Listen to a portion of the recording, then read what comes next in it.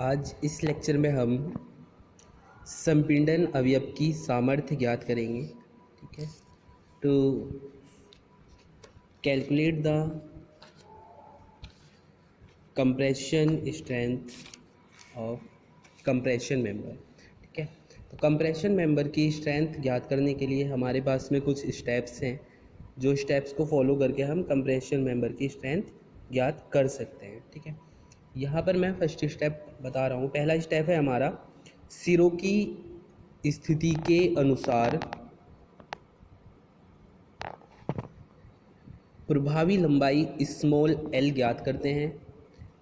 तो small L जब हम ज्ञात करेंगे तो स्मॉल एल इजकल टू या तो कैपिटल एल होगा या फिर small L equal to 0.85 into capital L होगा। इन दोनों में से हम कोई भी एक फॉर्मूला यूज़ कर कर सिरों की स्थिति के अनुसार प्रभावी लंबाई निकाल सकते हैं। प्रभावी लंबाई means effective length, effective length. ठीक है, अब इसके बाद हमारे पास में दूसरा पॉइंट आता है। दूसरे पॉइंट में हमें क्या करना है, दूसरे पॉइंट में हमारे पास जो भी मेंबर हमें दिया गया है उस मेंबर का काट खंड मीन्स सेक्शनल एरिया, संपूर्ण एरिया स्टील टेबल की हेल्प से ज्ञात करना है।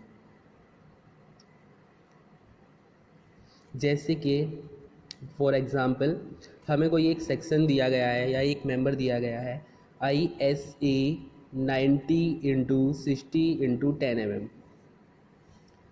तो इस सेक्शन के लिए स्टील टेबल में इसकी कुछ कैलकुलेशन दी गई होंगी, जहाँ पर इसका नेट एरिया दिया गया होगा। तो हम स्टील टेबल से इसका नेट एरिया देखकर वहाँ से लिख लेंगे। ठीक है, इसके बाद अब हमारे पास में आता है थर्ड स्टेप। थर्ड स्टेप में हमें क्या करना है, स्टील टेबल की हेल्प से ही उस मेंबर के लिए जो मेंबर हमें दिया गया है, जैसे मैंने अभी बताया ये वाला मेंबर अगर हमें दिया गया है इसके लिए हम IXX IYY ज्ञात करेंगे। नेक्स्ट पॉइंट है हमारा नेक्स्ट स्टेप, फोर्थ स्टेप में।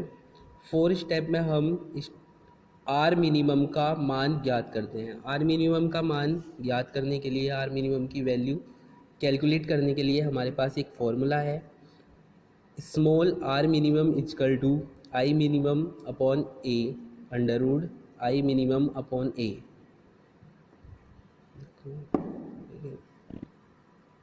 इसी में हमारे पास एक और पार्ट है, स्टेप नंबर 4 का एक और पार्ट है। सबसे पहला ए पार्ट की अगर मैं बात करूं, एकल कोणीय खंड means for singular angular section के लिए हमें क्या करना है, स्टील टेबल से सीधे RVV ज्ञात कर लेना है।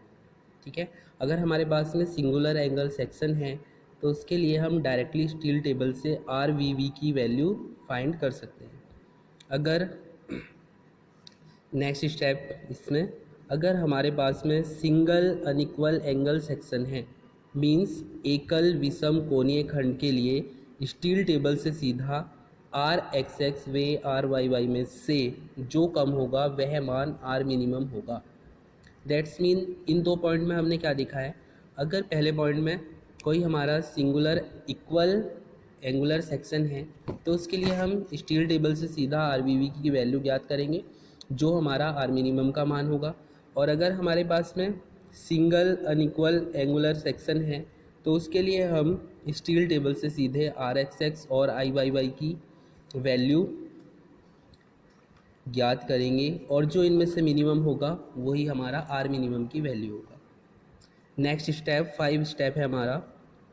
5 स्टेप में हमें क्या करना है, सिलेंडरनेस रेशियो निकालना है। सिलेंडरनेस रेशियो को कैलकुलेट करने के लिए हमारे पास एक फॉर्मूला होता है, slenderness ratio equal to L upon R minimum.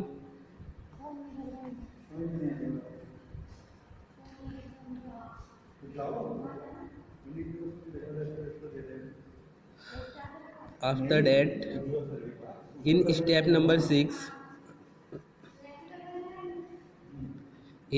Number 6 we will calculate the stress.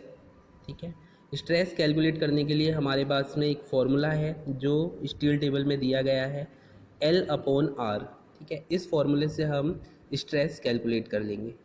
L/R से आए स्ट्रेस या प्रतिबल को स्थिति अनुसार 0.8 वे 1 से गुना करके अनुमन्य प्रतिबल ज्ञात करेंगे। मीन्स जो भी हमारा परमिसिबल स्ट्रेस है वो स्ट्रेस हम जो हमारे पास में स्ट्रेस आएगी उस स्ट्रेस में 0.8 या 1 से मल्टीप्लाई करके अकॉर्डिंग टू कंडीशन हम परमिसिबल स्ट्रेस ज्ञात करेंगे। ठीक है, नेक्स्ट स्टेप हमारे पास में आता है स्टेप नंबर 8। सामर्थ्य मीन्स स्ट्रेंथ के लिए अनुमन्य प्रतिबल को काट खंड के क्षेत्रफल से गुना करके सामर्थ्य ज्ञात कर लेंगे। Means last for calculating the strength we will multiply permissible stress to the area, sectional area. इसके कैलकुलेशन से हमारे पास में नीचे मैंने ये फॉर्मूला लिखा भी है। ये फॉर्मूला है हमारा FC = कुल काट खंड का क्षेत्रफल इनटू अनुमन्य प्रतिबल। ठीक है, शॉर्ट में इसको हम कुल काट खंड के क्षेत्रफल को A नेट से हम दर्शाते हैं, जो हमने पहले चैप्टर में कैलकुलेट भी किया है, और इसे हम स्मॉल FC से दर्शाते हैं। ठीक है, फॉर इन सभी स्टेप्स को फॉलो करके हम आसानी से जो है स्ट्रेंथ ऑफ कंप्रेशन मेंबर ज्ञात कर सकते हैं। ठीक है,